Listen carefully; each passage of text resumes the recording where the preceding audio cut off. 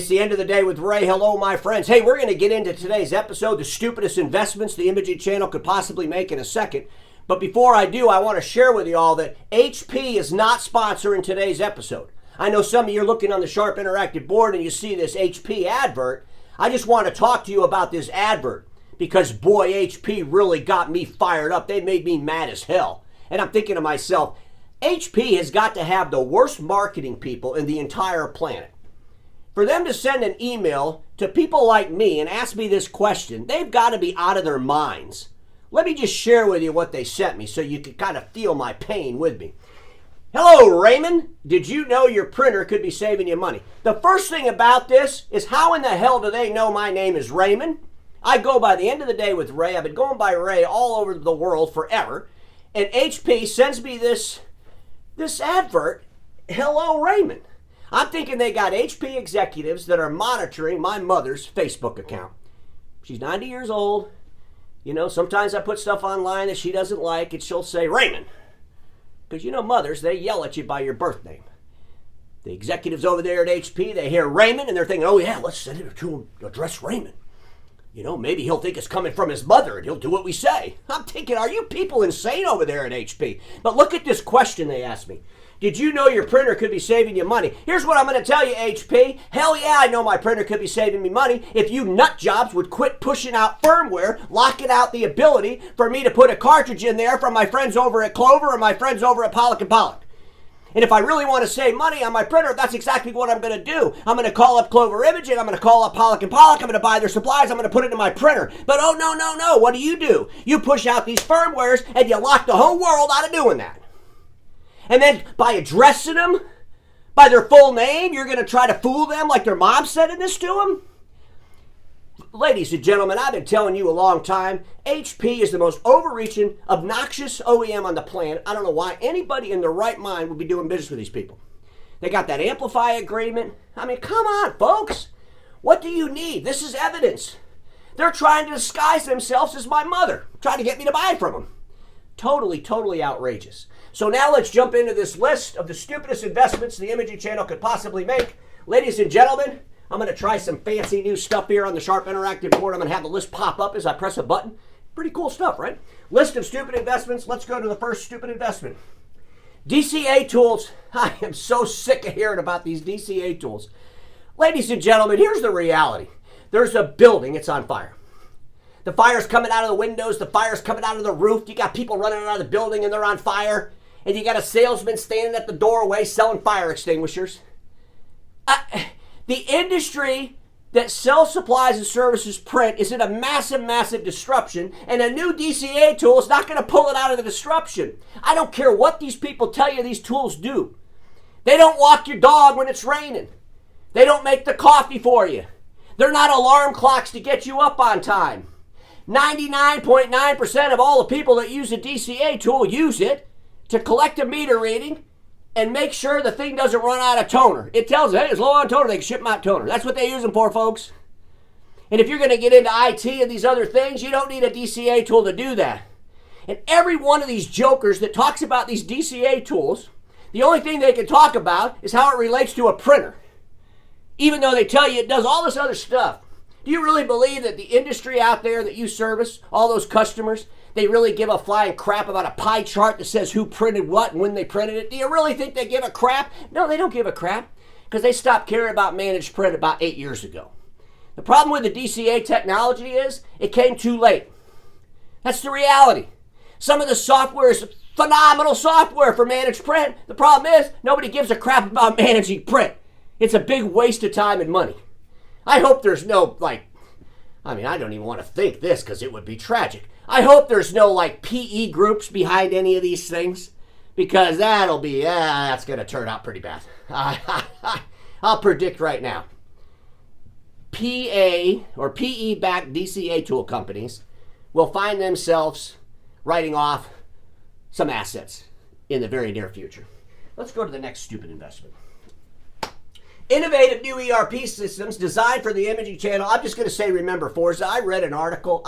When I'm reading this article, I'm thinking to myself, oh my God, Is this like 8, 9 years ago? I thought it was like a 9-year-old article and they were talking about Forza. No, they're talking about another fancy tool coming into the imaging channel to save it. Built specifically for the imaging channel. It's totally unbelievable, folks. Unbelievable. I strongly suggest if there's any PE money in this nonsense, that they call up the PE money in the Forza. You know the best thing about the Forza thing was the name was written in red. It could just remind everybody. Was it red? I think it was red. If it was blue, it should have been red. Now I'm confused what color it was. The reason I'm confused what color it was is not enough people use it to remind me what color it was. But where did Forza go? Well, Forza went over to Konica Minolta. Konica Minolta. You know, I'm sure they were there at the auction. We'll give $1. The auctioneer's looking around. Anybody else? Rico, come on, man. You know, what about you, Kyocera? You want that thing? Konica's over there. $2. They're probably bidding against themselves. Because you know Konica, they love to buy up stuff. Buy up stuff, buy up stuff, buy up stuff, buy up stuff. They don't even have to prove to the world the stuff they're buying up is even relevant or making any kind of money. They just buy it up. And then, you know, eventually what happens? Well, when you buy up stuff that's really irrelevant or nutty, you end up having impairment charges. And that's not a good thing for the investments, right? I would strongly suggest that anybody looking at ERP system investments, they run. Copier Dealers buying IT companies. I've talked about this before. What a stupid thing. Take the money, invest in human capital, and get that human capital to build you something remarkable. It can be done, folks. Remember, IT services is about the right customer for the right amount of money. And when you have the right team in place, you'll go get that right customer. You'll get the right amount of money. You'll sell fee-based assessments. You'll do all the things that really successful IT companies do. When you run around and you buy up a lifestyle IT services company, well, those folks might convince you that they're going to sell their products to all your thousands of customers. Any IT services company that tells you that, run! Because that just means they got a deliverable that they don't understand that they can't scale. I'm going to have more on that subject. Stay tuned. But don't do it, folks. Stop buying IT companies. It's ridiculous. Copier Dealers buying Copier Dealers without stripping all the costs from them. If you go to a meeting because your company was bought, and there you are, you're in the auditorium, maybe they rented some hotel room, and they're on stage and they're saying, at 3:30 p.m. we signed the deal and we sold the company to blah, blah, blah. And then the owner says, and don't worry, they wanted us because of our deliverable and because of our great people, and they're not going to make any changes, and we're going to go into the marketplace and we're going to take our synergies and we're going to deliver remarkable experiences to the end users all over our marketplace, and we are going to be the #1 dealer in the world. And then if that happens, what you need to do if you're in the audience is raise your hand. You know, so you probably got to jump up in the air and wave your hand. Hang on a second, what the hell are you talking about? Okay? You're an old guy or gal, you sold your business for the assets, you want to get out of the industry because you know it's falling off a cliff, and you didn't want to make the tough decisions to clean everything up, so you're going to sell us off to some other folks, and they're going to clean us all up. Because somebody's got to clean us all up. Because I'm sitting here thinking to myself, they got techs in the same marketplace as us, so I'm thinking some of the bad techs are going to get fired. Why wouldn't they? That's what I do. They have dispatchers. Do they really need our dispatchers? I'm thinking some of the dispatchers are going to get fired. Because that's what I do. Ladies and gentlemen, quit lying to people. When you buy up a copier dealer in a distress-disrupted market, the only way it possibly makes any sense whatsoever is to strip all the cost out of it. Put your name on the door the very next day. That thing you bought is gone. You bought it.